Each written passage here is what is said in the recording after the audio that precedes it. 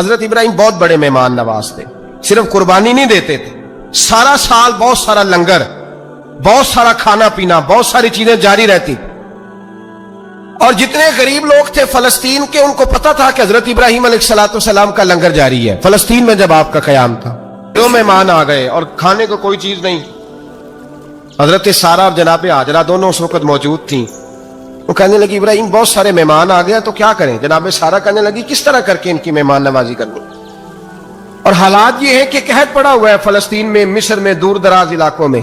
حضرت ابراہیم کہنے لگے یہ اللہ کے مہمان ہیں اور ہمیں رب کریم کا بندہ سمجھ کے آ گئے، اللہ ہی بندوبست کرے گا. فرمانے لگے میرا مصر میں ایک دوست ہے، وہ قحط کے دنوں میں غلہ جمع کر لیتا ہے، میں اس کی طرف پیغام بھیجتا ہوں، مجھے امید ہے وہاں سے غلہ ملے گا. 2-3-5 اونٹ والے غلام بلائے اور ان کو کہا کہ جاؤ غلہ لے آؤ مصر کے دوست سے.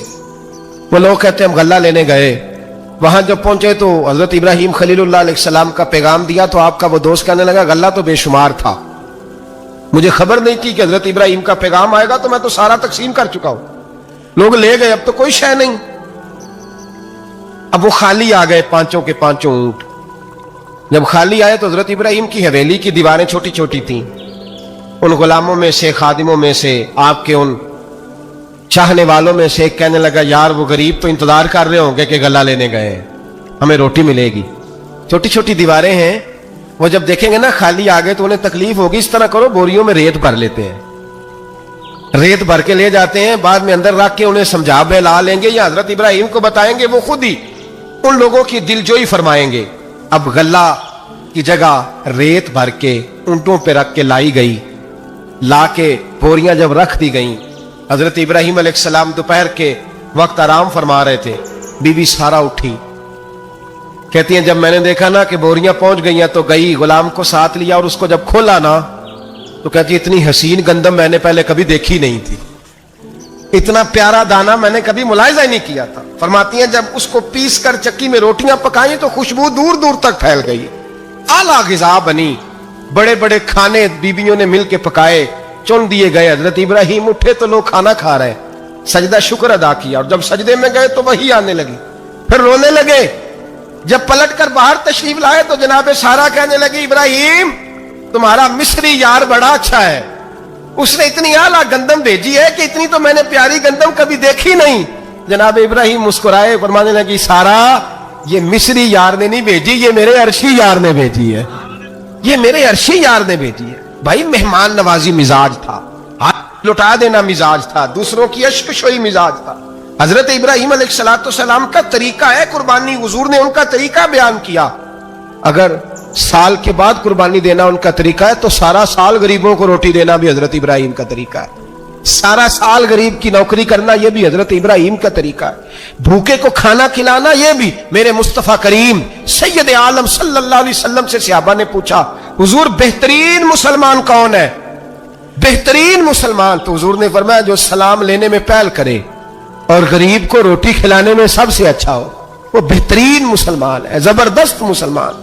ہمارے ہاں دعوتیں ہوتی ہیں تو امیروں کی، افطاریاں ہیں تو امیروں کی، اور میرے مصطفیٰ کریم علیہ السلام نے فرمایا بدترین دعوت ہے جس میں امیر بلائے جائے غریب نہ بلائے جائے، وہ بدترین دعوت. حضرت ابراہیم کا طریقہ رہا ساری زندگی مہمان نواز. ایک وقت ایسا آیا کہ اللہ تعالیٰ نے حضرت ابراہیم کو بہت زیادہ مال عطا فرمایا. اتنے اونٹ گنے نہیں جاتے، گائیں اتنی زیادہ کہ شمار نہیں ہوتی، بکرے بکریاں اتنی زیادہ کہ شمار، بہت زیادہ مال اللہ نے عطا فرمایا. اور ابھی کچھ عرصہ پہلے آپ پیچھے جائیں نا تو جو لفظ مال تھا وہ روپے پہ تو بولا ہی نہیں جاتا، وہ جانوروں پہ بولا جاتا. بہت زیادہ مال اللہ نے دیا، بکریاں، گائیں، اونٹ، بیل، بڑا کچھ. رب کریم نے فرشتوں سے فرمایا کہ واتخذ اللہ ابراہیم خلیلا، ابراہیم میرا دوست ہے. تو فرشتے کہنے لگے یا اللہ جسے اتنا کچھ دیا جائے اس نے دوست تو بننا ہی ہوتا ہے، تو نوازا ہی پڑا ہے، اتنا مال، اتنے کھیت کھلیان، اتنا کچھ. اللہ کریم نے فرمایا جاؤ آزمائش کر لو، امتحان لے لو. فرشتہ امتحان لینے پہنچ گیا. حضرت ابراہیم کے جانور چر رہے ہیں چراگاہ میں، حضرت ابراہیم بھی ہیں، غلام بھی ہیں، بہت بڑا ریوڑ ہے. آپ تشریف فرمائیں. ایک فرشتہ آیا تو کھیت میں چھپ کے بیٹھ گیا اور بلند آواز سے کہنے لگا سبحان اللہ والحمد للہ ولا الہ الا اللہ واللہ. یہ تسبیح بڑی پسند ہے، محبوب نے ان کی فضیلت بیان کی. اب وہ حضرت سیدنا ابراہیم علیہ السلام کھڑے تھے تو وہ کھیت میں بیٹھ کے تسبیح پڑھنے لگا، سبحان اللہ والحمدللہ ولا الہ الا اللہ۔ حضرت ابراہیم کہنے لگے یہ میرے رب کا نام کون لے رہا ہے؟ بڑی اس کی میٹھی آواز ہے، بڑی کون ہے؟ ڈھونڈنے لگے، گھومتے گھومتے اس کے پاس چلے گئے، فرشتہ انسانی شکل میں، تو میرے رب کا ذکر کر رہا تھا؟ اس نے کہا میں ہی کر رہا تھا۔ فرمانے لگے یار ایک دفعہ پھر نہیں کرتا؟ تو کہنے لگا ابراہیم پہلے تو میں اپنی مرضی سے کر رہا تھا، تو کہتا ہے تو پیسے لگیں گے، پیسے ہیں تو کر دیتا ہوں۔ حضرت ابراہیم کہنے لگے بول تو کیا لے گا؟ میرے اللہ کا ذکر سنانے کا کیا لے گا؟ کہنے لگا جتنی بکریاں آپ چرا رہے ہیں ساری دے دے تو میں اللہ کا ذکر سنا دیتا ہوں۔ آپ نے فرمایا بس جا تیری ساری ہوئی، میرے رب کا ذکر سنا۔ اور پھر شروع ہو گیا سبحان اللہ الحمدللہ ولا الہ الا اللہ واللہ اکبر۔ حضرت ابراہیم علیہ السلام کیف میں یار پھر ذرا سنا، نا علما وچ پسا سانو تو یار دی گل سنا سا، ذرا دوبارہ سنا۔ میں پھر سنایا، ایک دفعہ پھر کہا، فرشتہ کہنے لگا بس یہ آپ کے پیسے پورے ہو گئے۔ حضرت ابراہیم کہنے لگے چل ایک دفعہ اور سنا۔ کہنے لگا پیسے لگیں گے، تو کیا لے گا؟ کہنے لگا گائیں بھینسیں ساری میری۔ فرمایا بس یار اتنی قیمت، تو سنا صحیح، سارا کچھ ہی تیرا۔ پھر شروع ہو گیا سبحان اللہ والحمدللہ ولا الہ الا اللہ واللہ اکبر۔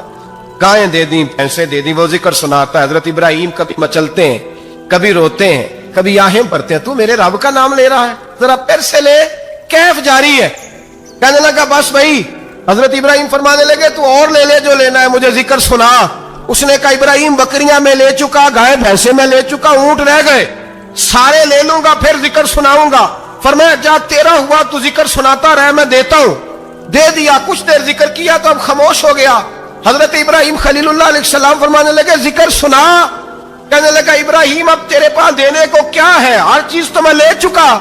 آپ فرمانے لگے یہ گائے بھینسیں بکریاں چرانے کے لیے تجھے کوئی نوکر ملازم بھی تو چاہیے نا، تو اس طرح کر مجھے رکھ لے، میں روٹی نہیں مانگوں گا، کھانا نہیں مانگوں گا، تو اللہ کا ذکر سناتا رہنا، میں تیرے جانوروں کی نوکری کرتا رہوں گا۔ حضرت ابراہیم علیہ السلام نے جب یہ کہا نا، فرشتے کی آنکھوں میں آنسو آ گئے۔ تر دامنی پہ شیخ ہماری نہ جائیے، ہم دامن نچوڑ دیں تو فرشتے وضو کریں۔